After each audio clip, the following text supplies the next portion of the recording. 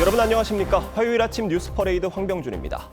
튀르키예를 국빈 방문 중인 이재명 대통령이 에르도안 대통령과 정상회담을 했습니다. 양국의 전략적 동반자 관계를 미래지향적으로 발전시키는 내용을 담은 공동성명을 채택했고 방산과 원전, 바이오 분야 등에선 구체적인 협력 방안도 도출됐습니다. 튀르키예 앙카라에서 서주민 기자가 보도합니다. 이재명 대통령과 에르도안 튀르키예 대통령이 하늘색 카펫을 나란히 걸어옵니다. 메르하바 아스켈. 튀르키예를 국빈 방문한 이 대통령은 에르도안 대통령과 정상회담을 갖고 다양한 분야에서의 협력을 강화하기로 뜻을 모았습니다. 양국은 먼저 방산 분야와 관련해 공동 생산과 기술 협력, 훈련, 교류 등을 지속하기로 했습니다. 특히 알타이 전차 사업을 거론하며 이 같은 협력 사례가 더 많이 만들어지도록 하자고 합의했습니다. 알타이 전차는 한국의 흑표 전차 기술을 토대로 만들어진 튀르키예 전차입니다. 성공적인 협력 사례를 더 많이 만들어 양국의 방위산업 역량을 강화하고 평화와 안보 증진에도 기여할 것을 기대합니다. 원자력 분야에서도 튀르키예 신규 원전 사업 추진에 있어 양국 정부가 관심을 갖고 지원해 나가기로 했습니다. 바이오와 인프라 협력에도 뜻을 같이 한 두 정상은 각 분야별 협력의 진전 사항을 점검, 이행하기 위해 양국 간 경제공동위원회를 10년 만에 재개하기로 했습니다. Bizim gibi Korelilerin de Türkiye'yi kardeş ülke olarak nitelendirmeleri bizlere mutluluk veriyor. 이 대통령은 잠시 뒤 튀르키예 한국전 참전 기념탑에 헌화한 뒤 재외 동포들과 오찬 간담회를 함께합니다. 7박 10일간의 4개국 순방 일정을 마무리하는 이 대통령은 한국 시간으로 내일 오전 귀국합니다. 앙카라에서 TV조선 서준민입니다. 오늘 국회에선 민주당이 법원 행정처 폐지 등의 내용이 담긴 사법행정개혁안을 발표하고 관련 내용을 논의할 예정입니다. 국민의힘은 경북에서 대장동 사건 항소포기 규탄 장외 집회를 이어갑니다. 김창섭 기자입니다. 법원 행정처 폐지와 법관 징계 강화 방안 등 사법개혁안을 추진 중인 더불어민주당. 오후 2시 입법 공청회를 열고 개혁안 내용을 발표할 예정입니다.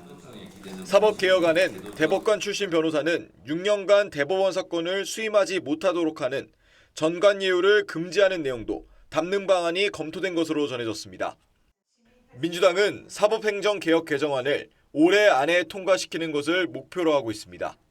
재앙적 대법원장에게 집중된 권한 분산은 사법개혁을 완성하는 최종 열쇠가 될 것입니다.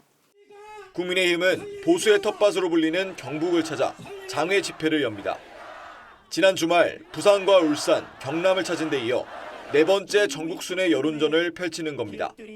국민의힘은 검찰의 대장동 사건 항소포기 국정조사와 이재명 대통령 재판 재개를 촉구하는 목소리를 높이고 있습니다. 우리는 지금 이재명 재판 어게인을 외쳐야 할 때입니다.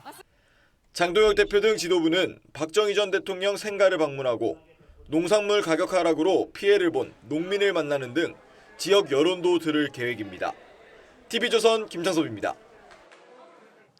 네, 내년 지방선거를 앞두고 국민의힘에서는 출마가 예상되는 현역 광역단체장이 계엄에 대한 사과와 반성을 촉구하고 나섰습니다.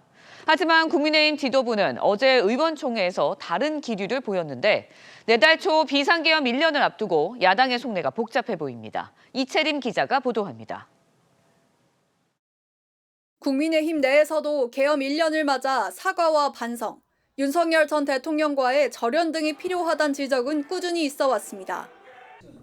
그런데 지방선거에 출마할 현역 광역지자체장들까지 잇따라 목소리를 냈습니다. 오세훈 서울시장은 조선일보 인터뷰에서 계엄 1년 때 진심 어린 사과와 반성으로 당의 변신을 시작해야 한다며 중도층과 수도권, 청년 민심을 강조했습니다. 박형준 부산시장도 탄핵의 강을 건너야 한다는 취지의 주장을 했습니다. 분명하게 국민들에게 정말 잘못된 일이고 미안한 일이라고 이야기를 해야 된다. 그런 이야기조차도 무서워한다면 보수의 가치가 뭐고 분명해지지 않는다. 지방선거 준비를 위해선 계엄 문제를 분명히 짚고 다음 단계로 넘어가야 한다는 겁니다. 하지만 국민의힘 의원총회에선 계엄 1년을 비롯한 쇄신 관련 논의는 없었습니다. 우리 당에 대한 도전이고 위협이다 이런 생각을 했기 때문에 저희가 강경투쟁을 해야 되지 않냐.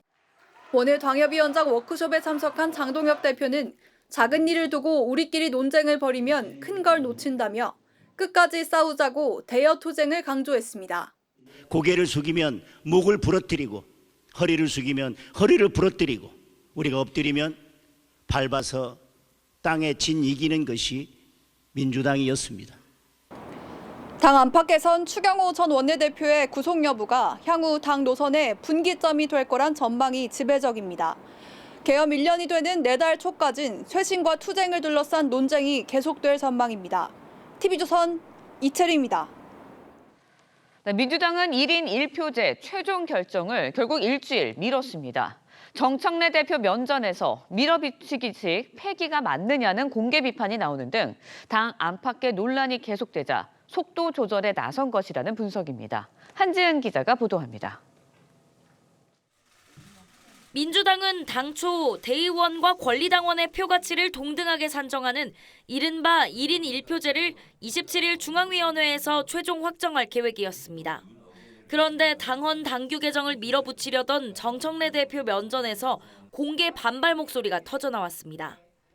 무조건 정해졌으니 무조건 따라오라라는 식의 방식은 민주적 절차에 부합하지 않는다 이렇게 생각합니다.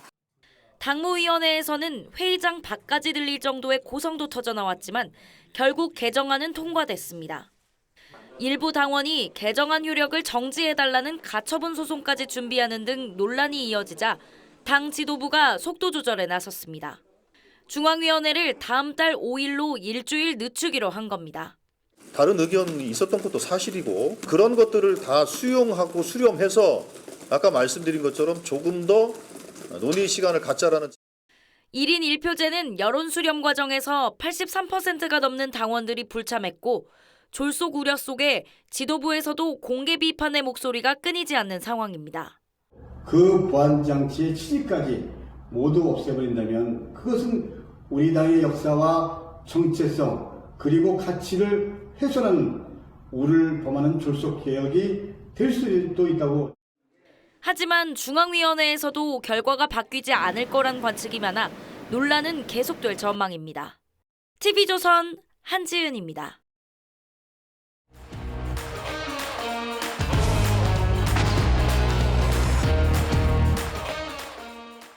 네, 정치권 소식 짚어보는 아침의 맞수 시간입니다. 김상일 전 민주당 부대변인, 최병묵 정치평론가 나오셨습니다. 안녕하세요. 안녕하십니까. 정청래 대표가 추진하는 1인 1표제가 거센 당내 반발에 부딪히면서 최종 결정을 일주일 미루기로 했습니다. 영상으로 보겠습니다. 충분한 수기를 거치지 않고 이렇게 빨리 급하게 처리할 이유가 없다고 생각합니다. 정해졌으니 무조건 따라오라라는 식의 방식은 민주적 절차에 부합하지 않는다. 더구나 왜 대통령 순방 중에 이렇게 이의가 많은 안건을 밀어붙이느냐. 그래서 당원들을 분열시킬 필요가 있느냐라는 공개든 비공개든 다른 의견이 있었던 것도 사실이고 조금 더 논의 시간을 갖자라는 제안을 대표께서 수용하신 거고. 이현주 최고위원이 그야말로 정청래 대표의 면전에서 그것도 공개된 자리에서 들이받았습니다. 그러니까 지금 1인 1표제에 대한 이런 추진은 민주적 절차에도 부합하지 않고 왜 하필 이재명 대통령이 순방 중인 이 기간에 이런 일을 벌이느냐라는 건데 일단 말은 이렇습니다만 보시기에 이현주 최고위원의 이 반발의 본질이 어디에 있다고 보세요? 저는 정청래 대표의 당권 장악, 예. 이 부분에 대한 우려를 표시한 것으로 보입니다. 어제 이현주 최고위원이 얘기한 게 벌써 두 번째거든요. 예. 공개적으로 정청래 대표의 1인 1표제에 대해서 사실은 방향성은 인정을 했지만 예. 지금 말씀하셨듯이 바로 절차 문제하고 이제 시점. 예. 이재명 대통령이 지금 해외 순방 중인데 이 두 가지를 지적하고 있는 거거든요. 그래서 이것이 결국 내년 8월 그 전당대회에서 이제 정청래 대표가 재선을 도전하지 않겠는가. 그 재선 도전을 유리하게 이끌기 위해서 본인이 지금 권리당원의 영향력을 확대하려고 하는 것이다라는 의심을 지우지 않고 있는 거죠. 저는 뭐 그 의심이 맞다고 생각합니다. 예. 그래서 앞으로 이 논란은 개정안이 확정될 때까지 계속될 것으로 보입니다. 지금 정청래 대표는 이거 지금 내가 처음 하는 게 아니다. 네. 이재명 대통령도 대표 당시에 추진을 했던 것이고 그러면서 이재명 대통령을 언급을 하면서 이 1인 1표제에 대한 정당성을 주장하고 있는 상황입니다만 중요한 건 지금 친명계에서 공개 반발이 나오고 있다는 거예요. 일단은 이재명 대통령이 당대표일 때와 지금을 비교하는 게 저는 맞지 않다고 봅니다. 그때는 야당 때였고 그다음에 강성 지지층과의 관계라는 것이 지금보다는 좀 더 중요한 때였고 그리고 그럼에도 불구하고 강한 요구에 1대1로 하지는 않았어요. 이게 어느 정도의 요구를 받아서 1대20까지만 낮춘 것이죠. 그 절충안을 마련한 그런 취지가 있었던 거예요. 네, 그 취지는 뭐냐면 이런 겁니다. 우리 민주주의에는 직접 민주주의도 있고 대의 민주주의도 있고 수기 민주주의도 있는 것입니다. 그럼 대의 민주주의는 왜 하는 겁니까? 일단은 모든 사람들이 무조건 다 직접 하는 게 옳다면은 우리 지금 핸드폰으로 전부 다 모든 사안에 대해서 직접 투표로 모든 의사결정을 할 수 있잖아요. 그러면 국회는 도대체 왜 필요하겠습니까? 그리고 국회 지역구만 보셔도요. 다 1대1입니까? 아닙니다. 거기에는 민주주의의 다른 가치들도 존재하는 겁니다. 책임성과 수기가 필요하기 때문에 그런 것이기도 하고 자, 지역 대표성이라는 것도 있습니다. 그런 걸 집어넣다 보니까 꼭 1대1이 아니어도 되는 부분도 나오는 것입니다. 그러면 우리 민주당에게는 그동안 지켜온 소수와 약자를 대변한다는 것 그리고 험지와 열세 지역의 지역 어떤 열세나 지역 감정을 극복한다는 것 많은 가치와 정체성이 있는데 왜 모든 것을 기계적으로 1대1로 해야만 하는 것입니까? 그렇다고 한다면 일반 당원은 왜 구분하고 권리당원은 왜 구분하고 대의원은 왜 구분하고 중앙위원은 왜 구분하는 거 하고 있는 겁니까? 그런 부분들이 다 어떤 가치와 어떤 해소해야 될 과제들을 담고 있는 것이다라는 말씀을 드리고 싶고요. 그리고 대통령 순방 중에 이것을 졸속으로 밀어붙이듯이 하는 이유가 뭘까요? 그리고 1대1의 당원이라면 가장 중요한 건 정족수입니다. 그러면 정족수도 없는 다수라는 것은 무엇을 의미합니까? 그냥 끼리끼리 모여서 다수 100%가 10명이 모여서 100%다. 그럼 100%가 되는 것입니까? 그렇지 않은 것이죠. 그래서 지금 많은 부분을 보완해서 갈 필요가 있다 이런 말씀을 드립니다. 지금 말씀해 주신 그런 졸속 추진이라는 비판이 나오다 보니까 정청래 대표가 한 발 물러섰습니다. 일주일 뒤로 최종 결정을 좀 미뤄놨는데 일주일 미루면 달라지는 거예요?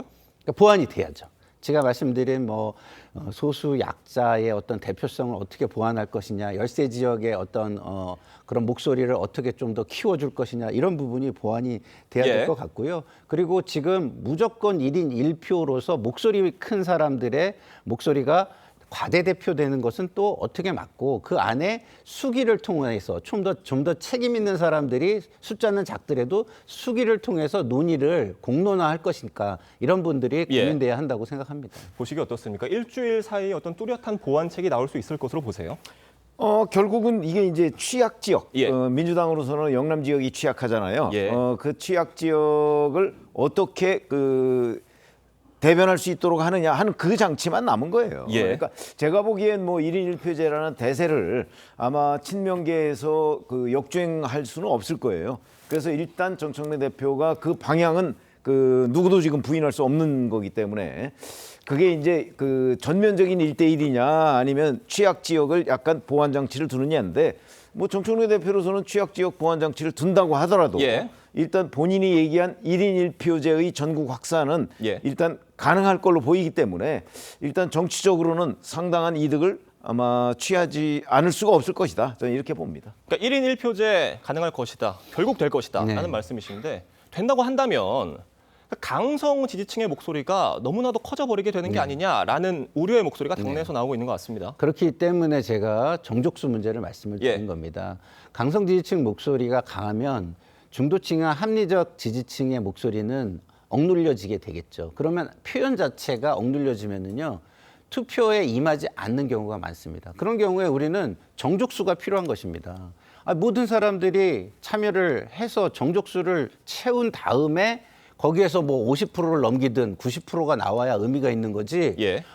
나의 지지층 20%만 참여해서 100% 지지를 받으면 그것이 1인 1표제의 의미가 있습니까? 민주주의의 의미가 있습니까? 없잖아요. 그래서 만약에 이렇게 정말 1인 1표제로 바꾸고 싶다면 저는 정족수 규정을 반드시 도입해야 된다 이런 말씀을 드립니다.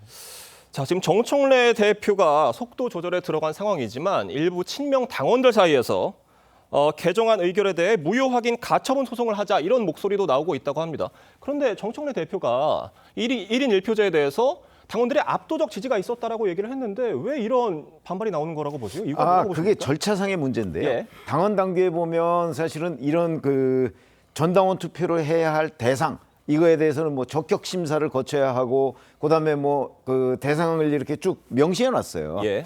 근데 그 명시한 거에 지금 정청래 대표가 이 1대1 대의원과 권리당원 이 1대1 투표제를 이거를 과연 그 당원 당규에 맞게 해석을 했느냐 또 적격 심사는 거쳤느냐 이런 예. 문제를 제기해서 이제 가처분 신청을 내는 거거든요. 그거는 이제 당원 당규 법률적인 문제이기 때문에 그건 이제 별개로 하고 그 추진은 이제 별도로 뭐 헌법재판소에서 진행이 되겠죠. 만약에 그 낸다면 그렇지만 그렇다고 해서 지금 정청래 대표가 이걸 멈출 것 같지는 않아요. 왜냐하면 이미 과거에 이재명 대통령도 1대1 얘기를 한 적이 있었거든요. 예. 그래서 충분히 저는 정청래 대표가 그 방향성에 대한 공감대 이걸 가지고 밀어붙일 것으로 예상이 됩니다. 그러니까 이 권리당원의 권한을 확대하자는 거죠. 그런 지금 여론조사였는데 응답률이 16.8%였잖아요. 그러니까 이제 나머지 침묵한 나머지 당원들에 대한 그 부분에 대한 고려도 좀 반대하거나 예. 침묵한. 원래 예. 이게 대상자가 164만 명이거든요. 예. 그런데 이제 27만 명 정도가 그 투표를 했고요. 예. 그중에 24만 명 정도가 찬성을 했어요. 그렇습니다. 그러면 반대한 사람과 아예 투표를 안 한 사람이 합치면 140만 정도 되잖아요. 그렇습니다. 그 사람의 의견을 어떻게 해석하느냐 이 문제인데 글쎄 그거는 뭐 일단 그 투표에 참여 안 한 걸 가지고서 안 한 사람의 의사를 존중하자라고 하는 것이 그렇게 공감대가 크지 않을 걸로 보입니다. 자, 알겠습니다. 이번 사태를 보고 명청 갈등이 또다시 재현됐다 이런 시각도 있습니다. 지금 당내 일각에서는 친명계 당권 주자로 김민석 총리의 이름 거론되고 있다는 이야기도 있어요. 네. 사실은요, 저희가 불법개혁 이후에 정치적 환경과 과제가 엄중합니다. 이것을 굉장히 안정화시키고 정말 통합의 리더십을 발전해서 만들어서 그런 걸 통해 가지고 국가의 안정과 발전을 이루고 성공한 정부, 성공한 집권당, 정당이 돼야만 하는 거 아니겠습니까? 예. 그런 상황에서 명청 갈등 이런 얘기가 나오는 거는요. 정말 멍청한 갈등을 하고 있는 겁니다. 멍청한 갈등. 예. 네. 명청 갈등이 아니라 멍청 갈등이죠. 예. 자, 이런 상황 속에서 왜 이런 일이 벌어질까요? 논란이 자명한데 왜 이런 일이 생길까요? 소수의 자기 욕심이 작동하는 거 아닌가 저는 이런 말씀을 드리고 그런 소수의 욕심 때문에 전체적인 당과 정권의 어떤 성공을 가로막거나 그것에 발목을 잡는 요소가 돼서는 안 된다 이런 말씀을 드리고 싶습니다. 알겠습니다. 이 명청 갈등과 관련해서는 다소 단정적인 표현이 있었다는 점 저희가 짚고 넘어가겠습니다. 자, 이번엔 국민의힘으로 가겠습니다. 야당에서도 지방선거 경선룰 당심 비율을 50%에서 70%로 올리는 방안이 거론됐다가 당내 반발에 부딪혔습니다. 지도부 입장 들어보겠습니다. 우선 당심 비율을 70%로 늘린 게 민심에 역행하는 거다 이런 당내 비판들이 좀 있는데 아직 지방선거 총괄 기획단이 당원 당심 비율을 올리는 거에 대해서 보고를 받지를 못했습니다. 그래서 당대표께서도 이 부분에 대해서는 전혀 사전에 협의되거나 보고받은 적이 없다는 점을 분명히 말씀드리고요. 그러니까 박성훈 대변인의 말은 지금 이 당원 투표 70%, 50%로 관련해서 지금 뭐 하겠다, 하지 않겠다 이게 아니라 보고받지 않았다. 라고 얘기를 했습니다. 이 말 어떻게 그러니까 들으십니까? 당론으로 확정되지 않았다. 뭐 예. 이런 의미로 보여요. 예. 그러니까 그 당심 70%라는 거는 지금 나경원 의원이 맡고 있는 지방선거 기획단 그 기획단 수준의 아이디어다. 뭐 이런 얘기입니다. 그러니까 이제 대표가 보고를 받고 나서 최종 결정을 하는 단계가 남아 있다. 이런 주장인데 어쨌든 저런 얘기는 혹시 사전에 보고가 되지는 않았을까? 네. 이제 그리고 나서 그 안을 짜지 않았겠습니까? 뭐 그런 의심도 들고 예. 어찌 됐든 간에 지금 정청래 대표 얘기를 했습니다마는 당심을 확대한다는 의미는 그러면 이제 민심을 줄인다는 거하고 같은 얘기잖아요. 예. 그럼 민심을 줄인다는 얘기는 결국 민심과 멀어진다는 얘기하고도 비슷한 얘기가 되거든요. 그래서 여야 모두 자꾸 본인들의 강성 지지층만을 보고서 지금 정치를 하는 것이 아닌가. 그것이 어찌 보면 진짜 국민적인 심판을 여야 모두 받을 가능성을 오히려 높이고 있는 거다. 저는 이렇게 생각합니다. 결국 이 국민의힘의 경선 룰도 지금 민주당에서 추진하는 1인 1표제와 비슷하다. 결국 민심보다 강성 지지층의 목소리를 더 듣겠다라는 의미로 지금 해석이 되고 있는데 어떻게 보십니까? 결국 중요한 건 본선 경쟁력 아니겠어요? 정당의 본질에 대해서 저는 오해가 있는 것 같습니다. 물론 정당은요. 같은 목표와 같은 사람들이 모여가지고 정권을 획득하기 위한 집단이지만요. 그 정당의 기본적인 목표는요. 공동체와 국민 국가의 이익을 위한 것이어야 하는 겁니다. 그렇기 때문에 우리가 제도로 뒷받침하고 세금으로 지원을 해주고 있는 것이죠. 그런 게 아니라 일부의 자기 이익을 위한 이익 집단으로 변모한다면 그것은 정당이라고 말할 수 없는 것이죠. 우리가 정당과 이익 집단을 분명히 구분해야 되는데 요즘의 정치권은 마치 자신들의 이익을 관철하는 이익 집단이 정당이다라고 잘못 생각하고 있는 것 아닌가 이런 생각이 듭니다. 다시 말해서 국가와 국민의 의사 이런 것들을 조화롭게 반영하고 그것을 공동체의 발전을 위해서 목표를 정해서 함께 움직이려는 의지, 선한 의지가 바탕이 되어야 하는 것이다라는 말씀을 드리고 싶습니다. 알겠습니다. 자, 내년 지방선거 출마가 예상되는 지자체장들이 계엄에 대한 사과를 촉구하고 나섰지만 당 지도부 기류는 상당히 다른 것 같습니다. 장동혁 대표, 여전히 우리끼리 좀 똘똘 뭉쳐야 된다 이런 입장이에요.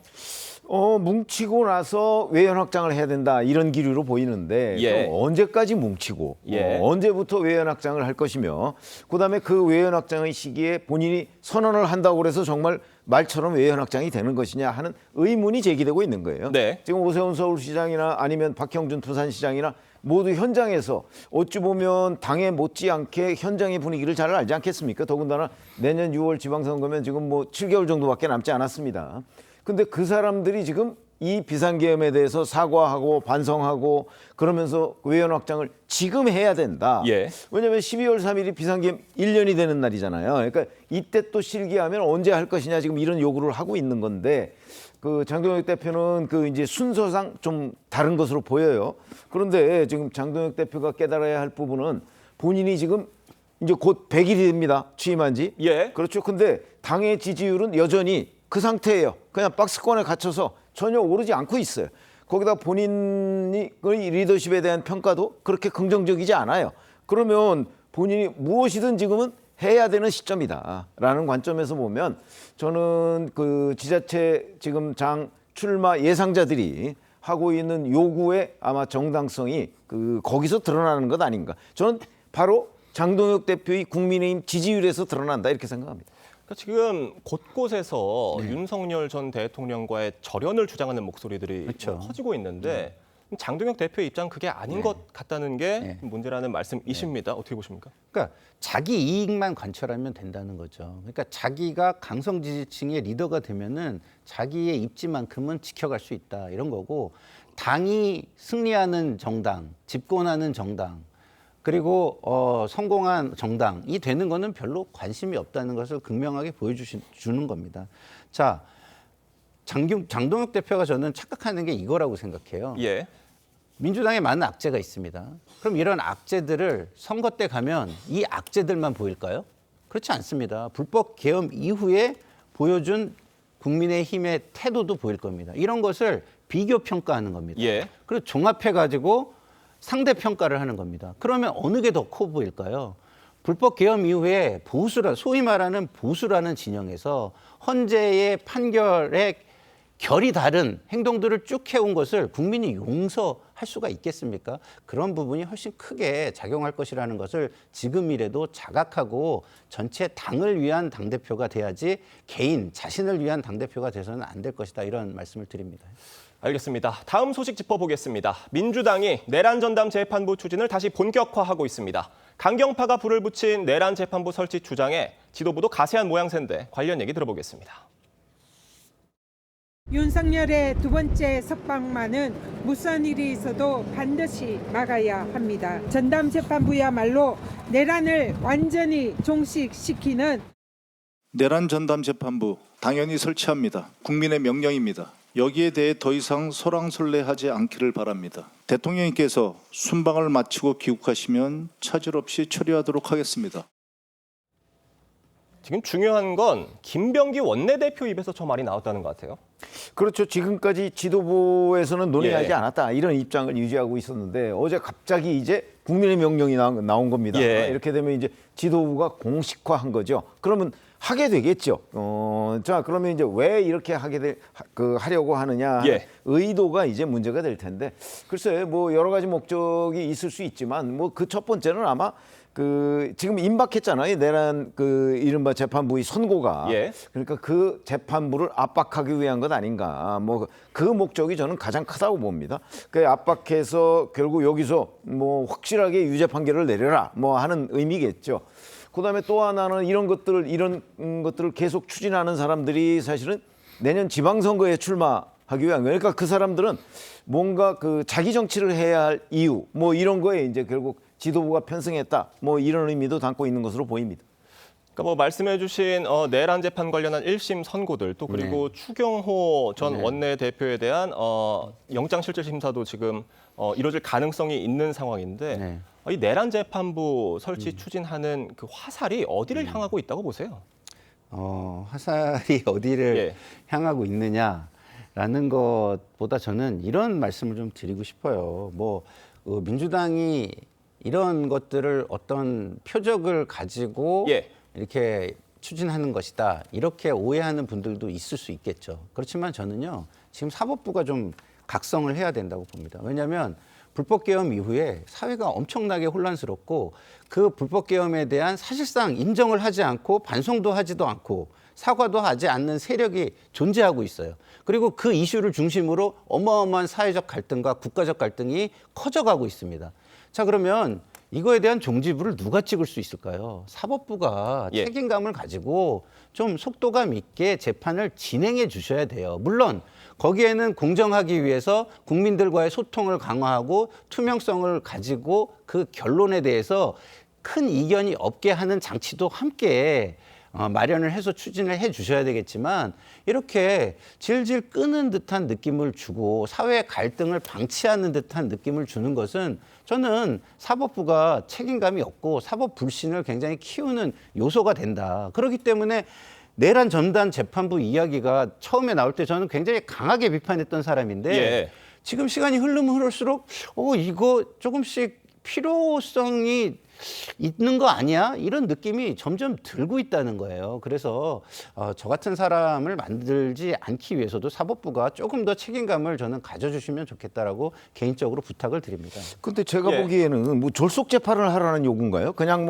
이게 내란이라는 혐의입니다. 아니 내란이라는 혐의를 사실은 올해 초부터 지금 재판하고 있는데 이거 얼마 안 걸렸어요, 지금. 그리고서 1월에 선고한다는 거 아니겠어요?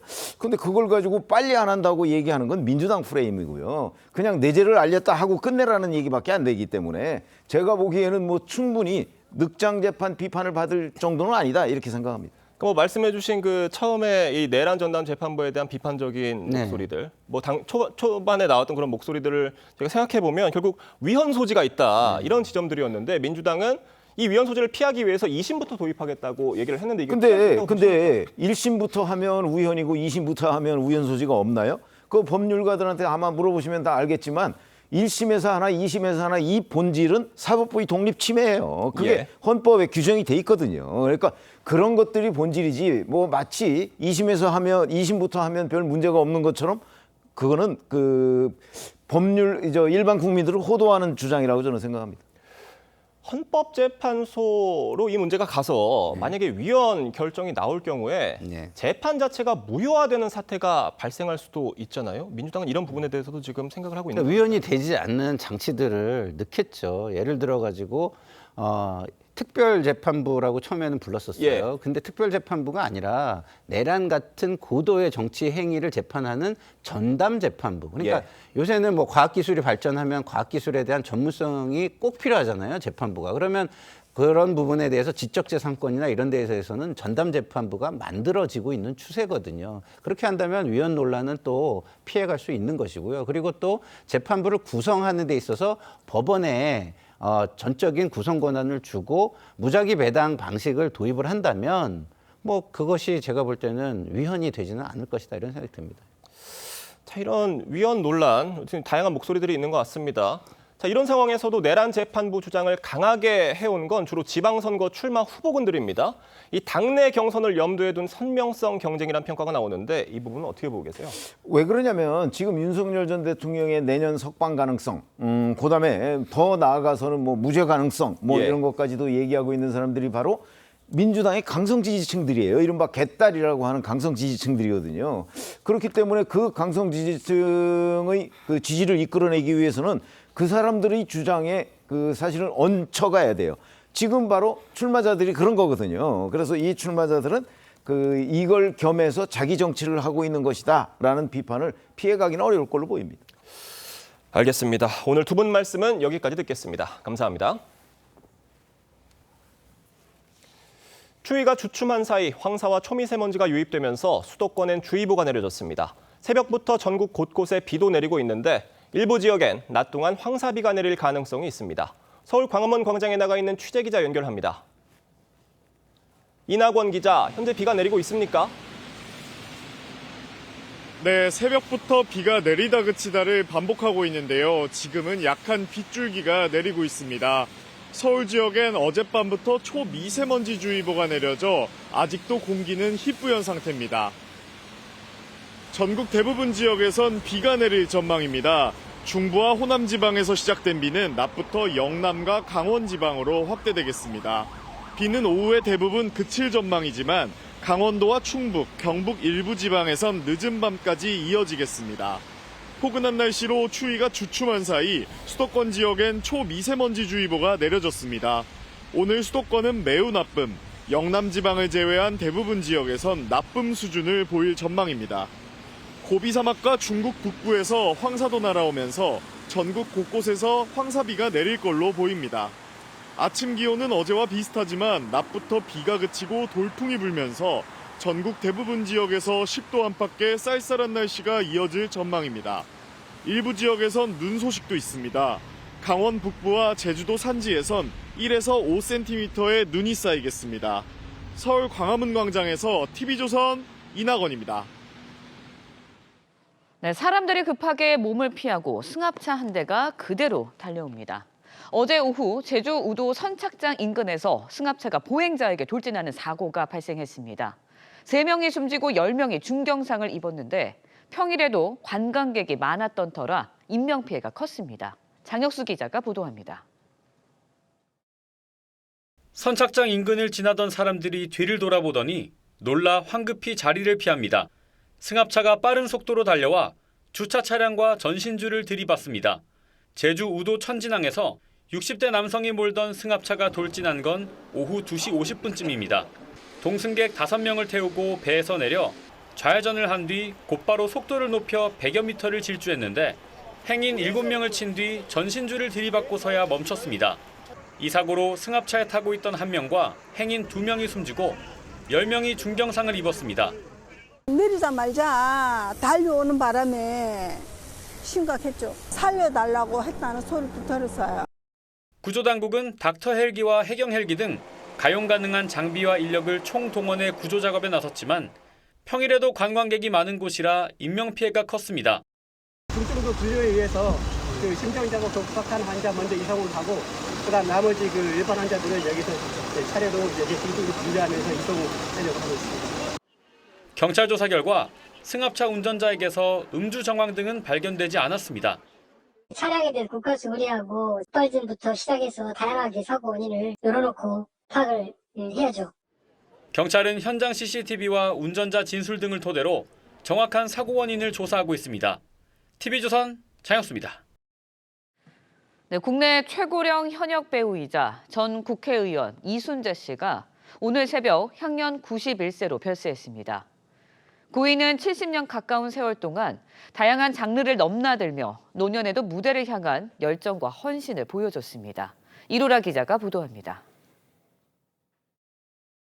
좀 더 있다가지 그래. 90을 앞둔 나이에도 왕성한 무대 활동을 펼쳤던 원로 배우 이순재 씨가 25일 새벽 향년 91세로 별세했습니다. 고인은 지난해 말 건강 문제로 무대를 하차한 뒤 재활 치료를 꾸준히 받아왔지만 최근 병세가 악화된 것으로 전해졌습니다. 1934년 한복 회령 출신으로 서울대 철학도였던 이 씨는 재학 시절 영화 햄릿에 매료돼 학문 대신 배우의 길을 택했습니다. 1956년 연극 지평선을 너머로 데뷔해 70년 가까운 세월 동안 연극, 영화, 드라마 등 다양한 장르를 넘나들며 대발이 아버지, 야동순재 등 국민적 애칭을 얻었습니다. 한때 공적 역할을 고민하며 민주자유당에서 제14대 국회의원을 지내는 등 정치권에 몸을 담기도 했습니다. 하지만 그의 진짜 무대는 언제나 연기였습니다. 노년에도 직접 연출과 출연을 겸하며 하루 24시간이 모자랄 만큼 바쁘게 움직였던 고인. 들어가면 그냥 쓰러지는데 아침에 이제 정신 번쩍 차리고 그러니까 일종의 정신력이고 긴장감. 은관 문화훈장과 백상예술대상 최우수 연기상 등을 수상하며 국내 최고령 현역 배우로 무대의 열정을 이어온 이 씨에게 연기는 곧 삶이자 생명이었습니다. 우리 본료이니까 나 자체니까 그래서 배우는 연기를 한다는 자체가 자기 생명력이야. 내 존재 의미고. TV조선 이루라입니다. 네, 전해드린 대로 원로 배우 이순재 씨가 오늘 새벽 향년 91세의 일기로 별세했습니다. 네, 관련 내용 최진영 변호사, 장윤주 변호사와 함께 자세히 나눠보도록 하겠습니다. 안녕하십니까? 안녕하세요. 그러니까 지난해부터 배우 이순재 씨 건강 이상설 제기가 된 바가 있습니다. 고령의 나이에도 연기 활동을 이어오다가 오늘 새벽에 별세 소식이 전해졌어요. 그렇습니다. 거장의 별세 소식에 오늘 아침부터 소셜미디어에 추모의 물결이 넘치는 것 같습니다. 여야 뭐 이런 것을 떠나서 어떻게 보면 거장이 어떻게 보면 한 세대를 마무리하는 이런 모습에 많이들 어떻게 보면 상당히 또 가슴 아파하는 것 같은데요. 저도 91세라는 얘기를 듣고 깜짝 놀랐습니다. 1934년생이다라고 하니까 91세이고 실질적으로 1956년에 연극 지평선을 너머로 데뷔를 했으니까 연극 인생 70년을 했던 것 아니겠습니까? 고인은 지금 1934년 북한 함경북도 회령에서 출생해서 4살 때에 서울로 오셨다라고 합니다. 아시다시피 서울대 출신의 엘리트 배우로도 지금 알려졌었는데요. 본인이 이제 그 대학교 시절에 이 로렌스 올리비에 아마 저희 형님 아버님 때는 굉장히 그 미남 배우로서 유명한데 햄릿이란 영화를 보고 나의 길은 학문의 길이 아니고 연극의 길이다라고 해서 들어선 이후에 원래 70년이 넘도록 정말 대한민국의 연극과 영화, 방송을 넘나들며 많은 분들에게 또 기쁨을 선사했던 것이 아닌가 생각합니다. 네, 지난 8월까지만 해도 이순재 씨 측에서는 건강 악화설 부인한 바가 있습니다. 지난해까지도 활동을 계속 이어오셨거든요. 당시에는 이제 이 씨가 영화 출연도 검토하고 있다라고 전해지기도 했었어요. 맞습니다. 당시에 이순재 씨 측에서는 다리가 불편하신 것 빼고는 건강하다라고 하면서 재활을 거쳐서 어느 정도 회복이 되면 영화 출연도 검토하고 있다라는 이야기를 전해왔거든요. 그렇기 때문에 많은 팬들이 이순재 씨가 다시 또 연극이나 영화에 복귀하는 모습 볼 수 있는 것 아니냐라는 기대도 나왔던 것도 사실입니다. 이순재 씨가 사실 국내 최고령 현역 배우로 활동하긴 했는데 지난해 말부터는 건강 이상설이 좀 불거지기도 했었거든요. 특히 작년 10월 정도에는 출연하고 있던 공연을 또 중단하기도 했었고 올해 4월에는 한국 PD대상 시상식에도 불참을 했기 때문에 건강에 대한 우려가 나오고 있었습니다. 자, 이순재 씨의 건강 이상설은 동료 배우들을 통해서도 전해진 바 있습니다. 배우 정동환 씨의 말 들어보겠습니다. 제가 좀 이상하게 재미없고 긴 연극을 많이 합니다. 그 자리를 한 번도 빠지지 않고 와서 격려해 주신 분이 계셨습니다. 그분이 이 자리에 안 계신 게 너무 가슴이 아픕니다. 지금 건강이 좋지 않으신 것 같은데 이순재 선생님입니다. 건강이 회복되시기를 간절히 기원하겠습니다. 저런 주변 동료 배우분들을 통해서 이순재 씨의 건강 상태가 전해지기는 했었어요. 말씀하신 것처럼 뭐 본인들 어떻게 보면은 그 소속사나 이런 부분에 대해서는 일정 부분 부인을 했습니다만 예. 사실 90세, 91세다라고 하면은 건강이 이상이 생겨도 사실 이상한 게 아니지 않습니까? 그럼에도 불구하고 지금 작년 같은 경우에는 연기 대상을 하고 네. 실제로 올 초까지만 해도 정말 그 고도를 기다리며라는 연기까지 지금 했던 무대에 올랐던 그런 분이기 때문에 예. 그러다가 갑자기 우리가 그 시야에서 잘 보이지 않으니까 건강이 걱정된다라는 얘기가 있었는데 실제로 박근영 배우 네. 이분도 사실 85세다라는 예. 한 만큼 그 연세가 적진 않은데요. 최근에 여러 차례 찾아뵙고자 연락을 했지만 극구 사양했다라고 얘기를 하면서 건강 상황이 그렇게 좋은 것은 아닌 것 같다라는 얘기를 했었습니다. 거기다가 좀 전에 보신 것처럼 그 배우 정동환 씨 같은 경우에는 본인이 이 훈장을 수상하는 그 현장에서 예. 사실 그 까라마초프의 형제들이라는 그 연극이 있는데 그게 한 번 하면은 7시간 반씩이나 된다고 합니다. 그럼에도 불구하고 그러한 긴 연극을 할 때 꼭 찾아와 가지고 격려해 주신 분이 이 자리에 없다는 것이 마음이 아프다라고 했었는데요. 우리 그 이순재 배우께서 그 자리에 다시 오는 그런 모습을 아마 정동환 배우뿐만 아니고 많은 국민들이 좀 바랐었을 텐데 그러지 못한 점에 굉장히 안타까운 마음이 아닌가 생각합니다. 네, 고인이 된 배우 이순재 씨. 지난해까지만 해도 연극에 출연을 하는 등 작품 활동에 큰 애정을 보여왔습니다. 관련 목소리 듣고 이야기 이어가겠습니다. 배우를 계속 하실 수 있으셨던 그 원동력이 무엇이었을지 저는 정말 궁금하거든요. 그건 뭐 우리 본료이니까. 우린 연극으로 시작했고 연기가 바로 나 자체니까. 그래서 배우는 연기를 한다는 자체가 자기 생명력이야. 내 존재 의미고.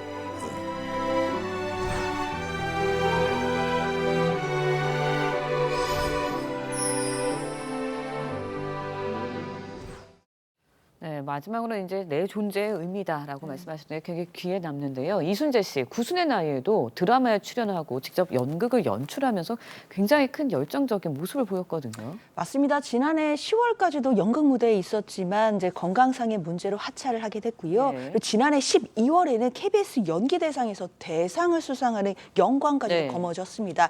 뿐만 아니라 이순재 씨가 그동안 연기 열정을 보여줬던 많은 일화들이 있는데 특히 2008년에 모친상을 당했지만 장례를 미루고요. 무대는 관객과의 약속이다라고 하면서 공연을 계속해서 올렸습니다. 뿐만 아니라 2012년에는요. 연극 공연 중에 부상을 입었는데 반창고 하나로 무대를 끝까지 지켰던 그런 열정을 보여주기도 했습니다. 네. 특히 2023년에도 연출자로 첫 발을 내디디면서요. 연극 갈매기라는 작품을 후배 배우들과 무대에 올리기도 했었습니다. 네, 그런데 이제 드라마뿐만 아니라 시트콤과 예능에서도 출연을 해서 화제를 모은 바가 있어요. 대표적인 작품들이 어떤 게 있었죠? 사실 이순재 씨가 출연했던 주요 드라마는 뭐 140여 편에 달하고 단역으로 출연했던 것까지 하면 셀 수가 없을 정도로 많습니다. 특히 시청자 여러분들이 기억하시는 드라마가 아마 사랑이 뭐길래 아닐까 싶은데요. 네, 그렇죠. 당시 시청률이 65%를 기록하기도 했었고 당시에 대발이 아버지라는 이 캐릭터로 많은 분들에게 사랑을 받으시기도 했고요. 특히 사극에서도 뭐 허준, 뭐 그리고 이산 이런 또 굵직굵직한 사극에서 근엄한 연기를 보여주기도 했는데요. 특히 연기로서 최고의 경지에 올랐다라는 평가가 있었지만 그래도 또 스펙트럼을 넓히는 도전을 계속했습니다. 젊은 세대에게 많이 알려져 있는 시트콤인데 거침없이 하이킥 그리고 지붕 뚫고 하이킥이라는 작품에서 예. 굉장히 코믹한 연기에 도전을 했는데 당시에는 초등학생 팬들까지 있을 정도로 연기의 스펙트럼을 넓혔다라는 분석이 있었고요. 특히 이순재 씨는 한평생 연기에 몸을 바쳤지만 또 한때 그러니까 2014대 예. 국회의원을 지내기까지 하는 이런 정치에 잠시 몸을 담기도 했지만 그래도 이제 일평생 연기에 또 몸을 담고 또 많은 팬들에게 또 좋은 연기를 보여줬다라는 평가를 받습니다. 후배 연기자들은 이순재 씨를 어떻게 기억하고 있을까요? 목소리 들어보겠습니다. 제가 하이킥 할 때만 해도 뭐 드시고 전 에너지가 나오나 우리 되게 궁금했어요. 다들 배우들 뒤에서 뭐 드시지? 몰래 가서 봐봐. 하도 지치지를 않으셔서 여전히 안 지치세요. 그래서 제 롤모델이에요, 정말. 근데 그거 보면서 제 힘을 봤거든요. 되게 완전 프로페셔널이에요. 나이 제일 많으신 사람인데 체력 제일 좋았어요. 우리 진짜로? 젊은 사람보다 엄청 대단했어요. 아, 진짜? 와 진짜 장난 아니에요. 어떻게 하는지 모르겠어요. 그러니까 후배 연기자들에 따르면 이순재 씨 그야말로 대선배인데 촬영 현장에서 뭐 어떤 특별한 대우를 요구하거나 하지도 않았다고 합니다. 존경받는 데는 다 이유가 있는 겁니다. 섬김의 리더십 이런 부분이 아닌가 싶은데요. 배우 이승기 씨가 한 언론과의 인터뷰에서 실제로 이런 정도의 원로이고 이런 정도의 어떤 인지도가 있으면은 내가 누군데 이런 부분이 있을 텐데 전혀 그런 게 없었다는 것이죠. 실제 이제 밤샘 연기, 새벽 촬영하면은 굉장히 피곤도 할 만한데 항상 끝까지 거기에 지키면서 후배들과 호흡을 함께 나눴다라는 얘기를 하고 있고 실제 본인도 인터뷰를 보면은 본인도 60년대에 그 배우를 하고 할 때도 선배들 자리에 지키면서 그분들의 어떤 모습을 배우고 그것을 지금까지 실천했다는 점에서 어떻게 보면은 본인은 돌아가셨지만 그와 같은 철학과 어떤 모습은 존경의 모습은 여전히 깊은 울림이 있는 것 같습니다. 네, 91세 일기로 사망한 이순재 씨 별세 소식 다뤄봤습니다. 고인의 명복을 빌겠습니다. 두 분 말씀 여기까지 듣겠습니다. 감사합니다. 고맙습니다. 국내에 체류하는 외국인들을 상대로 돈놀이를 한 일당이 경찰에 붙잡혔습니다. 네, 주범은 아버지와 아들이었는데 이들은 고리를 제때 갚지 못하면 불법 체류 사실을 신고하겠다고 협박했습니다. 하동원 기자가 보도합니다. 경찰이 책상 밑에 보관된 상자를 열자 서류 뭉치가 나옵니다. 불법 대부업자들이 외국인 근로자들로부터 받아놓은 여권 사본과 차용증입니다. 대부업법 위반으로 압수수색 영장 발부됐고요. 불법 대부업자 일당은 지난 2022년부터 3년 넘게 태국과 캄보디아, 필리핀 등 외국인 근로자 9천여 명에게 162억 원을 빌려주고 매달 12% 이상의 고리를 받아 55억 원을 챙겼습니다. 60대 총책은 태국 등지에서 한국어를 알려주겠다며 어학원 상호로 SNS에 광고 글을 올려 돈이 필요한 국내 체류 외국인을 끌어모았습니다. 일당은 경찰의 압수수색이 진행된 올해 7월까지 이곳 주택가 상가 건물에서 불법 대부업 사무실을 운영했습니다. 돈을 제때 갚지 못하면 경고장을 보내거나 출입국 관리사무소에 신고하겠다고 협박했습니다. 200만 원 빌렸어요. 내가 더 250 보냈어요. 돈도 왔어요. 내가 무서워요. 경고문을 받으면 외국으로 자기 모국으로 강제 추방될 수 있다고 생각하기 때문에 그런 부분은 상당한 압박감이라고. 경찰 조사 결과 60대 총책과 국내에서 범행을 주도한 30대 대부업자는 부자 관계였습니다. 경찰은 총책의 아들 등 3명을 구속하고 해외에 체류 중인 총책에 대해선 인터폴 적색 수배를 내렸습니다. TV조선 하동훈입니다.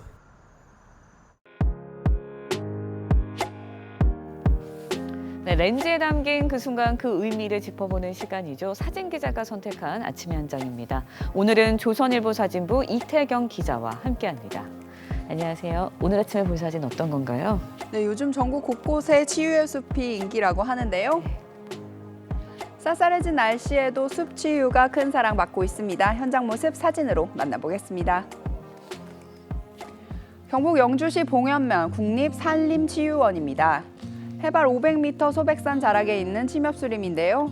졸졸 흐르는 계곡 소리를 배경 삼아 숲에서 명상도 하고 해먹에 누워 하늘을 올려다 보기도 합니다. 숲은 그 자체로 치유 예방이 되었습니다. 네, 사진을 보고 있기만 해도 스트레스가 풀리는 기분인데요. 네, 그렇습니다. 그런 입소문 덕분인지 이용객도 점점 늘어나고 있다고 하는데요. 현재 국립으로 운영되는 곳이 21곳, 공립 44곳 등 전국에 총 67개의 치유의 숲이 있는데 이용객이 3년 전에 비해 약 28% 정도 증가했다고 합니다. 치유의 숲마다 각각의 특색이 다른 것도 인기몰이의 한 몫을 하는데요. 전국 치유의 숲을 돌며 도장 깨기를 하는 재미도 쏠쏠하다고 합니다. 네, 오늘 활기일치 않는 하루 보내시길 바라겠습니다. 지금까지 아침 한 장이었습니다. 오늘 낮까지 전국에 요란한 비가 내리겠습니다. 현재 서쪽 지역부터 비가 시작됐는데요. 돌풍과 벼락이 동반되겠고 쌀아구박이 떨어지는 곳도 있겠습니다.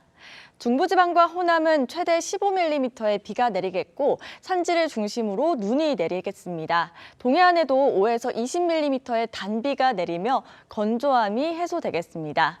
비는 늦은 오후면 대부분 그치겠습니다.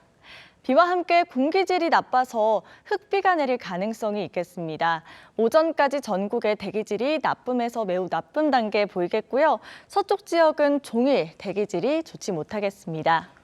서해안과 제주를 중심으로는 강풍특보 발효된 가운데 바람도 무척 강하겠고요. 바다의 물결도 매우 높게 일겠습니다.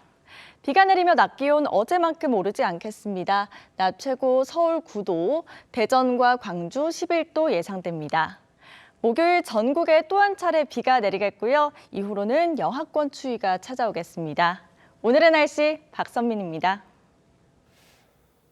이상으로 화요일 뉴스 퍼레이드 마칩니다. 네, 저희는 내일 아침 7시 24분에 다시 찾아뵙겠습니다. 시청해주신 여러분 고맙습니다.